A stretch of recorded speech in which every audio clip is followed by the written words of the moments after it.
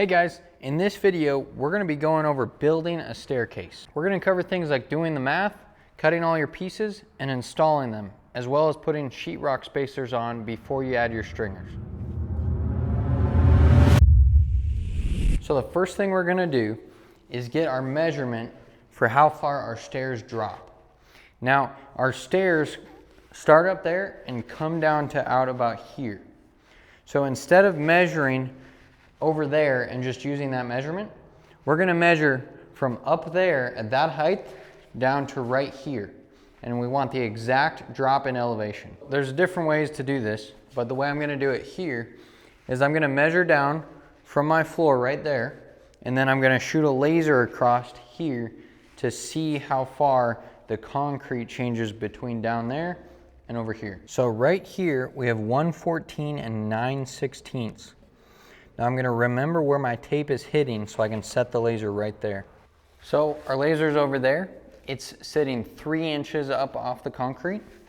And right here, I'm at 3 1/4. So that means that instead of being at 3 inches, since it's at 3 1/4, this concrete is lower than over there. So we have 114 and 9/16 plus 1/4 inch. That's our total drop from where the stringers attach to where our stairs sit down here. Okay, so we have our total rise here, 114 and 13/16 from where the stringers attach to where they sit down. So the first thing we're gonna do is try and figure out how many rises we have.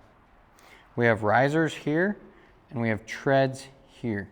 So to figure out how many rises we have, we're gonna take this number and divide it by the biggest riser we can have. Code says the biggest a riser can be is 7 3/4 of an inch. So we take 114 and 13/16 divided by 7 3/4. Okay, so 114 and 13/16 divided by 7 3/4 is 14.81. So we can't have a smaller rise.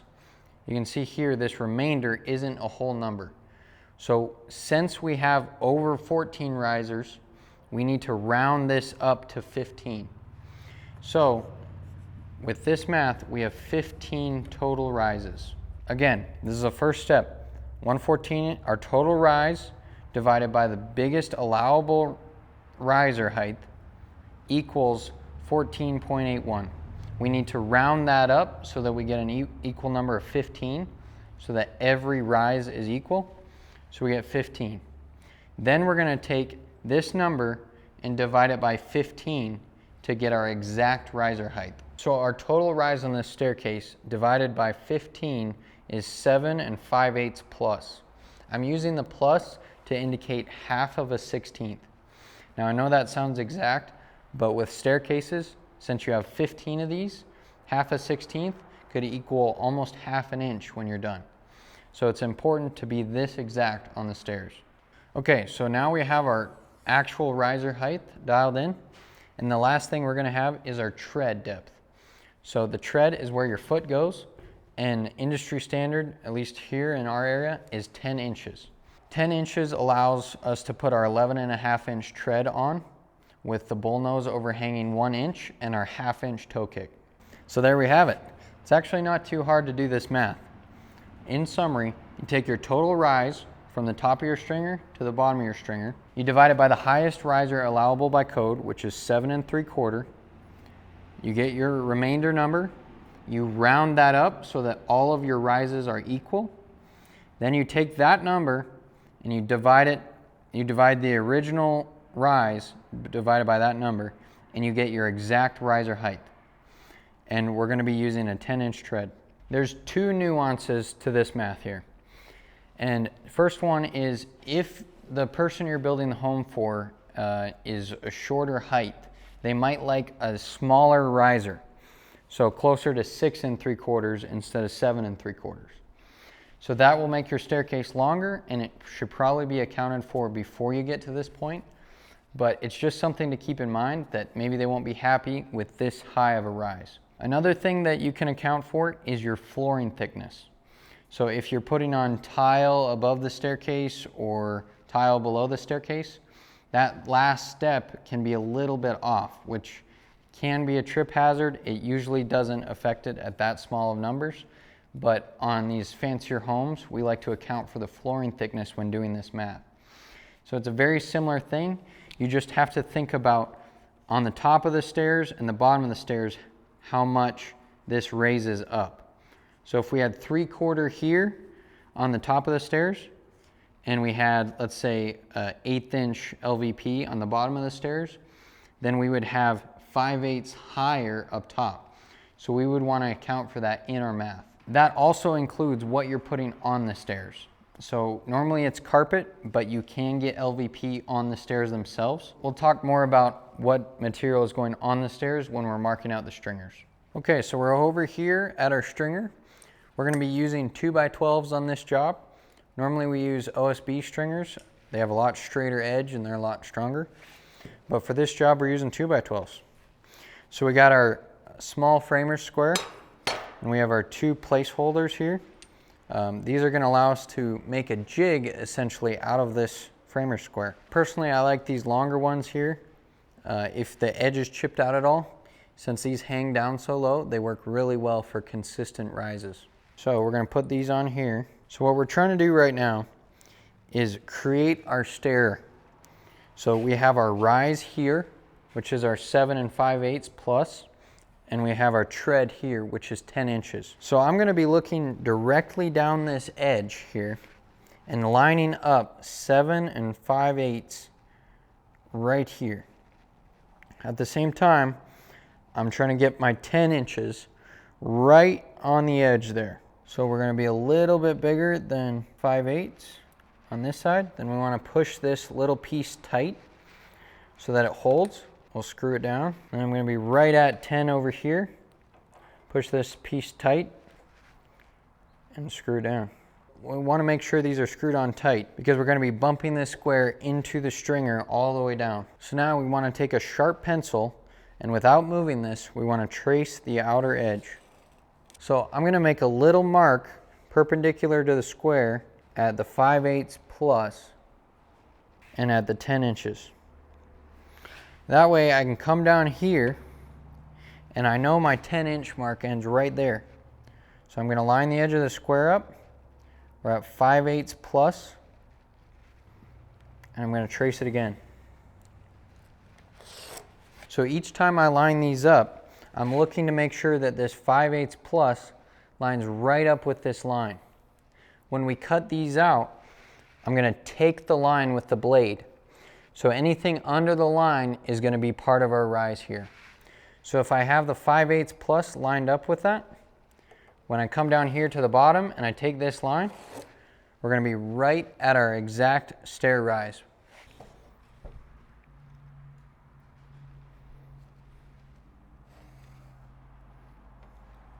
So we got all our treads and rises laid out here. Now we're coming back to the top. And I left a little bit of room here so I can cut out a top step. But we're going to flip our framing square around, and we're going to line up our 7 5/8 plus right on this line here. And we want to make sure that it's perfectly in line with this line. That's going to make sure it stays square. Now we're going to draw a line here for our top tread. So just for now, we're going to make a mark at 10 inches because that's what our treads are at. And we're going to square this down. So this will be the top of our stringer where it attaches to the truss. Now, this is where stairs get confusing. So here we have a picture drawn of our stringer sitting here and our floor or wall where we're attaching our stringers and the concrete down here. So we have our top of subfloor here and our concrete down here. So we cut all of these steps so that there are exact rise, so that every one of these rises is the same. That's what it's supposed to be. Code requires that all of your rises, when you lift your foot up and step on the next step, that it's within a 1/4 inch. Anything more than that variance, and it's going to cause a trip hazard because your brain gets in tune with the stairs, you don't lift your foot high enough, and boom, you break your freaking face. So the variables that we have are that we are adding a tread on top of these. It's going to be a bullnose tread on this staircase. Now this is going to lift the risers up. So you have to know how thick this tread is. In our case, the tread is 1 inch thick, but you always have to verify that on whatever your job is. Sometimes these are actual solid wood treads that are installed after, so you'll have to account for that on this next part. Now, the other thing that we have here is toe kick.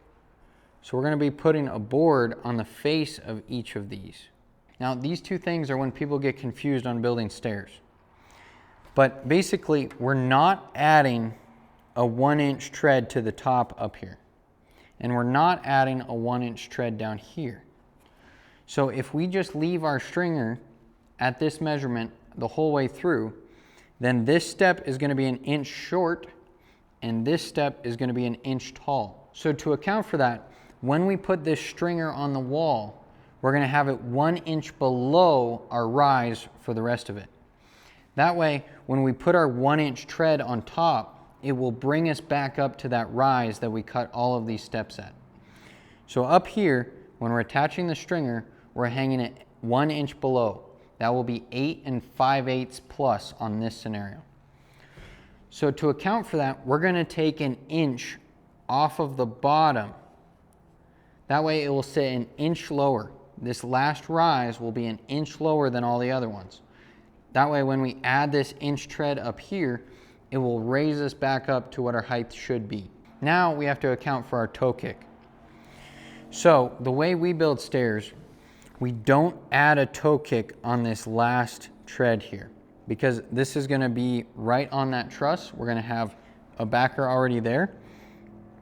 So down here, we're adding a piece of toe kick and we're adding a piece of toe kick.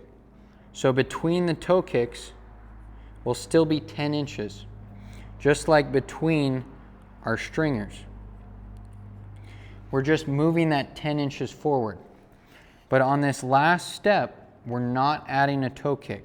That's going to be right on that truss when we're walking up. So we have to account for that right here, because otherwise this would be 10 1/2. So we're going to cut this off 1/2 inch. So that way the top of this last tread will be 9 1/2 deep. That way when we add our 1/2 inch toe kick to the front of the stairs here, it will bring us back to 10 inches. So in summary, the two things that are confusing are that we're adding material to the stringer. For the treads, we have the tread thickness, which we're going to take off the bottom so that when we add the tread, it rises it back up. And when we attach our stringer, we're going to have it 1 inch low at the top so that when we add our tread on, it rises it back up and all of these rises match. For the toe kick, we're going to add a toe kick to the front of every riser except this last one. So we're going to take that off here, 1/2 inch off, so that when we add this toe kick on the front, it brings us back to 10 inches. So let's go mark that out. So here we are back at our stringer, and we're at the top of the stringer here. You can see that the 10 inch is on top, so we're going to be walking up the stairs this way. So we're going to take that 1/2 inch off the back of this so that when we add this toe kick, it brings it back to 10 inches. So to do that, we're just going to square up this line at 9 1/2, and we'll trace it down here. So we're going to cut that part off. So now to mark out the bottom, we have to count our risers going down. We have 15 risers based on our math on this staircase. So we're going to count down. But to understand this, we're going to go back to our picture here, because here's our stringer. It's this board right here.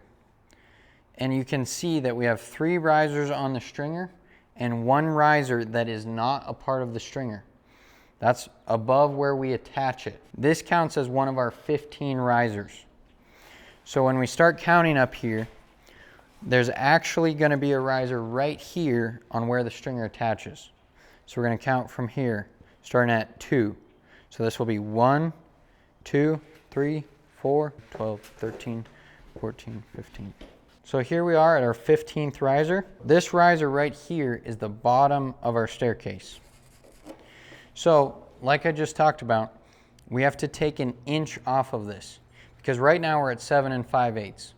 if we added an inch tread to that, it would bring our bottom step up to 8 5/8, which we do not want. We want all our stairs to be the same. So to make this mark here, we're going to come up over here on the back of the stringer, and instead of 7 5/8, we're doing 6 5/8 with a little tiny extra there.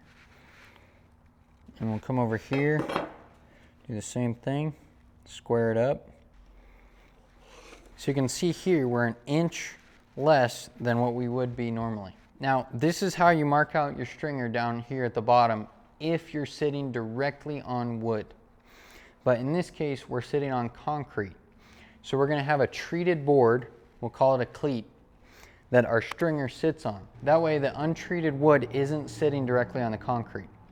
So to account for that 1.5 inch board that we're going to be sitting on that's treated, we're going to bring this up another 1.5 inch.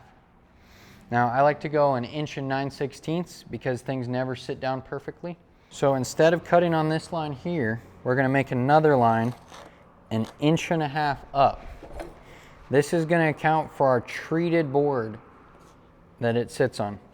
And this cutoff is accounting for the tread thickness up here. So our original riser height is 7 5/8, but we've chopped off 1 inch and 1.5 inches, so we're down to 5 1/8.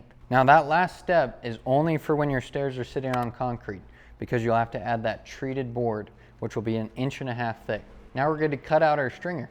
Now really take your time cutting these stringers out, especially this first one, because we're going to use it as a template to trace all of the other stringers. You always got to think about which side of the line you're cutting on. This is extra important with stairs, because if you cut on the wrong side of the line, you're changing your tread height. So when I'm cutting, the way we mark this out, I'm going to take the line. So I'm cutting on this side of the line here. I'm going to take this edge of the line with this edge of the blade. And then I'm going to switch cutting here. So I'm taking the line with this edge of the blade. That makes sure that we keep our exact riser height and tread depth the whole way.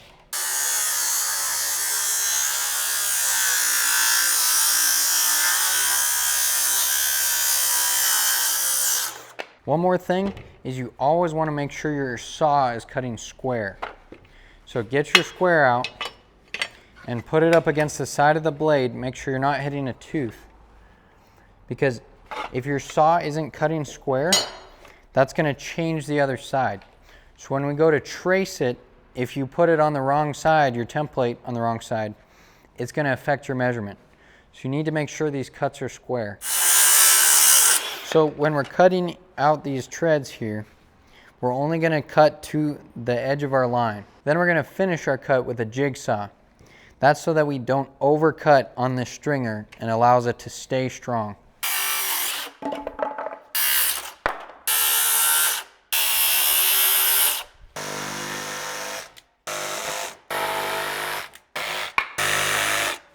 Now, what I like to do is draw stars on this on the side that we drew our lines, because that's the most accurate representation of what we marked out, because I'm cutting right on that line there.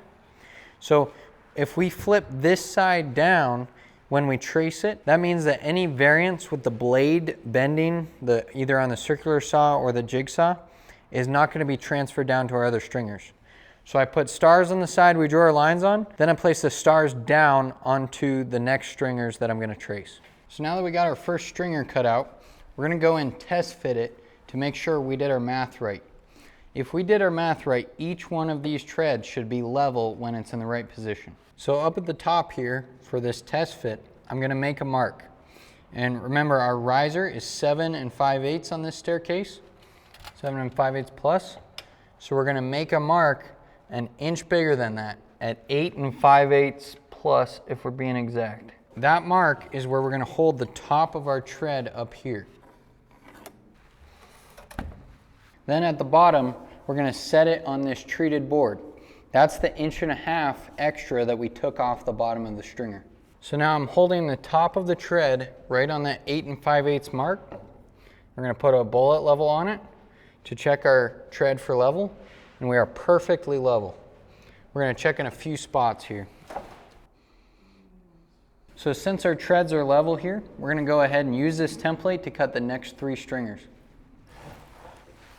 So here we are. We got our template laid face down. And what I want to do is flush up this back side, or the underneath side of the stringer. Because these boards aren't always the same dimensions, and we don't care how wide these boards are or how different they are. But we do want the back of these stringers to line up because they're putting drywall on the underside of the staircase. So we're going to just flush up the back. Even if these tips are overhanging this board a little bit, it's okay. The tread and toe kick will form that corner. We just want to make sure that our bottom plane of the staircase is in line. Now you can clamp this down or put some screws in it so it doesn't move around when you're tracing. But we're just going to go ahead and trace these lines again with a sharp pencil. You want to make sure this is done very accurately.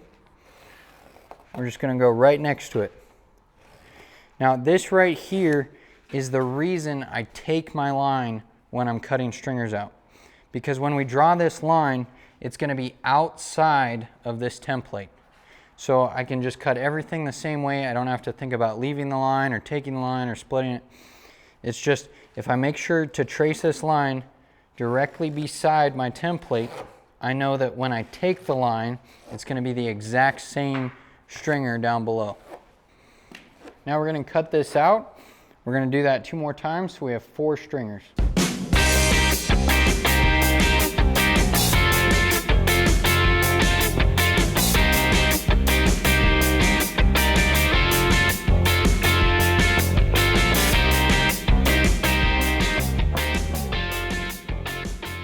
Okay, so we got all our stringers cut out. Here's our template still. We used our template to trace every other stringer so that we didn't have gradual variance. Now there's one more thing I do when I'm building stairs. And I do this because I use hangers to install the middle stringers. Each side stringer will be nailed directly to the walls so they can't move. But I like to use hangers for installing the middle ones. It's just a stronger, more durable connection. But when I use these hangers, I have screws behind the stringers. So that offsets it 1/4 inch. So I'm going to take 1/4 inch off the top of these 2 middle stringers.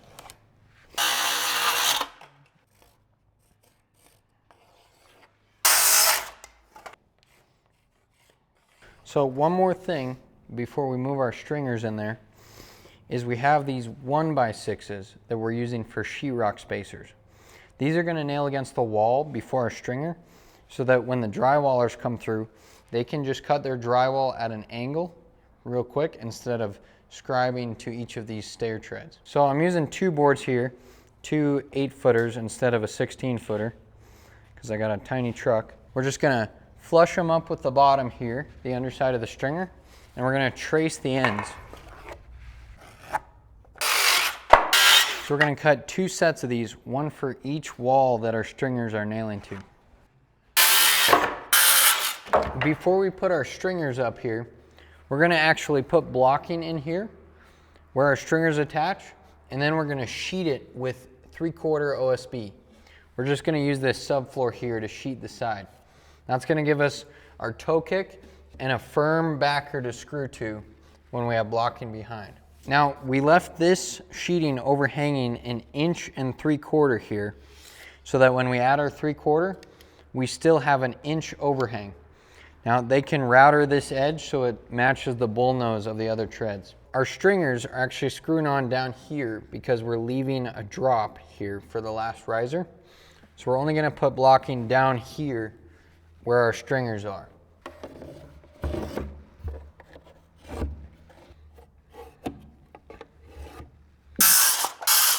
So we've got our backers in here where our stringer brackets are going to go on.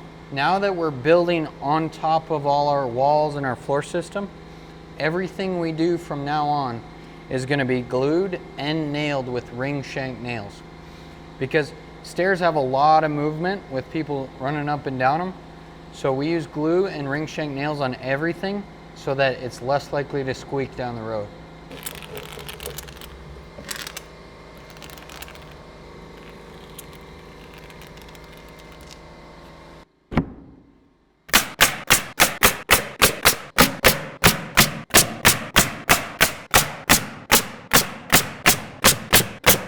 Now we got our backers on and our 3/4 Advantech. Now we're gonna measure down 8 5/8 to get where our stringers are gonna attach. Remember, we're keeping it 1 inch low so that when we put our tread on, it's the 7 5/8 that we set for our riser height. We're gonna make a level line all the way across. Now, hopefully if you did your floor right, this is level, but that's not always the case. So we're gonna level this line here, and that's where all of the tops of our stringers are gonna sit. So now we're putting our stringers on the outside edge first. So I got the top of my stringer lined up with this level line we made, and holding it here, I'm gonna trace the bottom side of the stringer. So down here at the bottom, with that stringer still on that level line up top, we're gonna mark the face on the floor. That's where we're gonna flush our treated board up to so that it's right in line with the toe kick.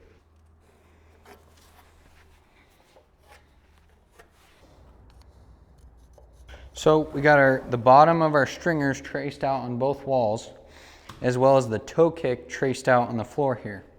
So we're gonna go ahead and install 2 2x6 treated boards, and they're gonna be our cleat that we nail our stringers to. So we're gonna flush these up right on this line here. You don't want twisted or crowned boards here.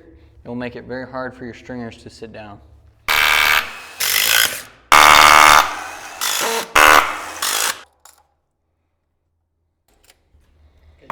So for this backboard, I pulled a measurement off the face of the toe kick, and that's what we're gonna use so that the heel of this stringer sits right on this edge. Next, we're gonna go ahead and put up our sheetrock spacers on this line that we traced at the bottom of the stringers. Again, we're gonna use ring shank nails on this. For this, we're just using 2 3/8, and we're gonna glue right above these studs before we nail this.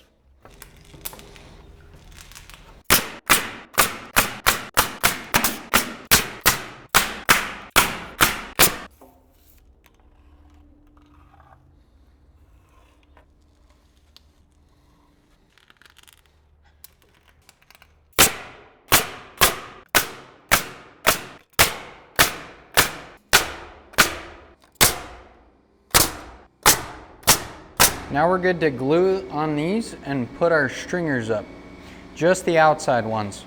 These are the ones that we didn't take that 1/4 inch off because we're not going to put a hanger on them. That's because it's getting nailed the entire way, so there's no way that this stringer is ever going to need extra support.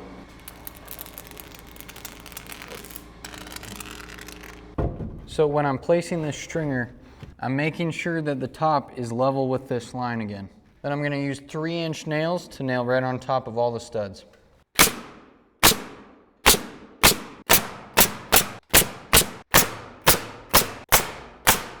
You want to make sure not to nail above your sheetrock spacer. That ruins the convenience for the drywall, guys. So just stay in this bottom 6 inches.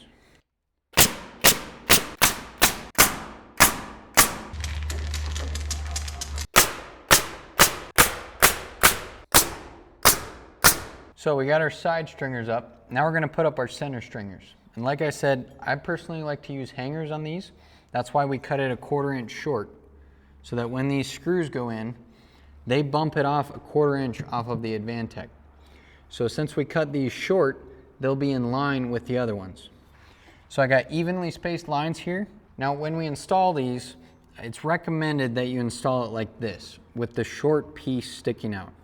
But personally, I flip them around so that it's easier to get these bottom screws in. That way you're not jamming your drill up there and going the wrong angle and everything. So I already pre-bent this one, and I want this angle here to be at the bottom of my stringer.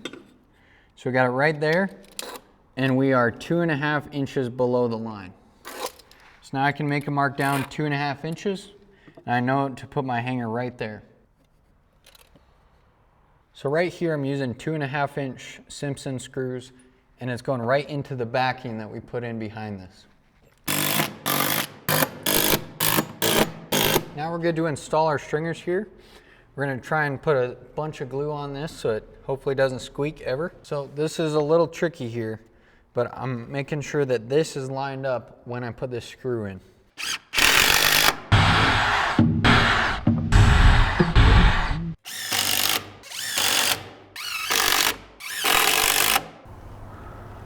just a few comments about what we're doing here.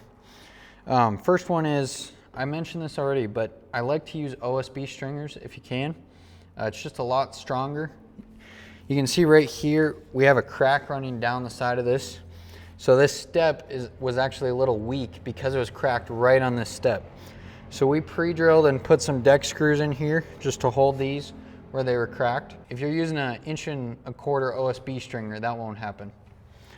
Also, you don't have to put these hangers in. You can just run them right in and toenail them. That's just how we build, is with hangers. Also, instead of using the Advantech foam glue for all this, it can be a lot better to use liquid nails or some sort of construction adhesive. It kind of creates a little cushion when you're gluing your treads on, so it's less likely to squeak. But this is what we have on this job, so that's what we're doing. Here's a level on the face of these toe kicks. You can see they line up because we took the 1/4 inch off of these two middle ones to account for those hangers. Now we're going to space our stringers down here evenly and toenail them into our cleats here. Now, at the bottom of your staircase, the concrete might not be level if you're doing it on concrete. So you may have to scribe some of these so they sit down nicely, or you may have to shim some of them to keep it level across it. Right here, our concrete's level, so we're not going to have to do that. So now we're going to glue underneath where our stringers sit and toenail them down with galvanized nails.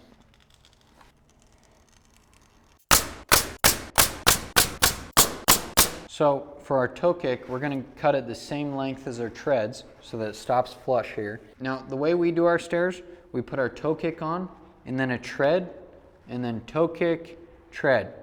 So our toe kick is sitting on top of that inch-thick tread. So we're going to cut it at the height of our bottom riser, which is 1 inch short because there's no tread going down here. So we got 6 5/8 is our bottom riser. I like to cut the toe kick 1/8 inch short or more because then it doesn't have contact ever with stepping on the tread and the tread going down a little bit and causing a squeak right there on that toe kick. So the toe kick's going to be just a little bit shy of where the treads sit. So we're going to go with 6 1/2 for our toe kick all the way up. That's 6 1/2 tall by 39 3/4 wide. So we have some 7/16 left over from sheeting the roof. We just flushed them up here, and we're going to chalk a line at the width of our staircase, so 39 3/4 here. We'll cut all these at once, and then we'll take these down and run them through the table saw.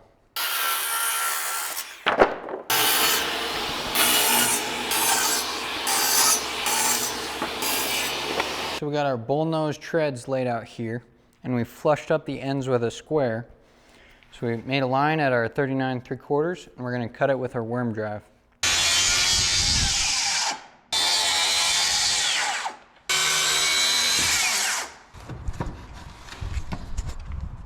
So we got all our treads and our toe kick cut.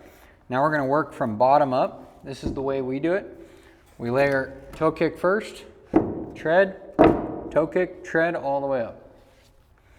Now remember, we're using glue and ring shank nails on every one of these contact points so it doesn't squeak long term.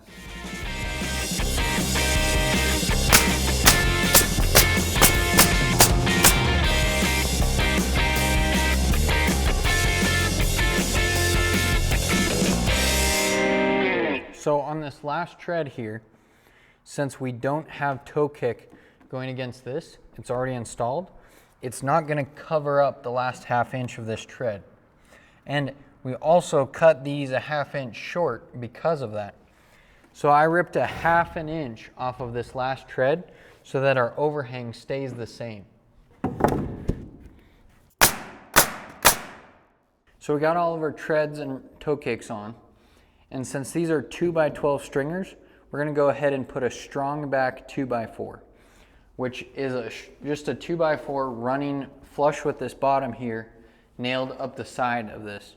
That's going to give it a lot more strength over the long run on these two middle stringers. You can also see the gap above this toe kick here.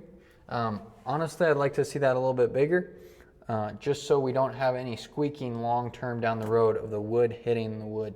So that's how you build a staircase. Now a couple things. If you have a beam saw, you can actually screw all of your stringers together before you cut them, so that when you draw out the top one, you can make all your stringer cuts at the same time. You just use a Sawzall to finish that inside cut instead of a jigsaw. Remember, you always have to drop your stairs, your stringers, and the thickness of the tread. So in this case, we have an inch thick tread on these. So we left it an inch low when we attached our stringers up there, and we chopped off an inch down there at the bottom. It really helps to draw a picture when you're trying to do the math for your stairs. Just draw a side view so you can see how those treads and toe kicks all add up, because you want every step to be within a 1/4 inch of the same height. Always make sure to use glue and ring shank nails on every part of this staircase so that it doesn't squeak. Be sure to check out our video about framing staircases with landings in them. The math gets a little bit more complicated on that. And if you guys got any value out of this video, please subscribe, because we're doing a video about every skill it takes to frame a house.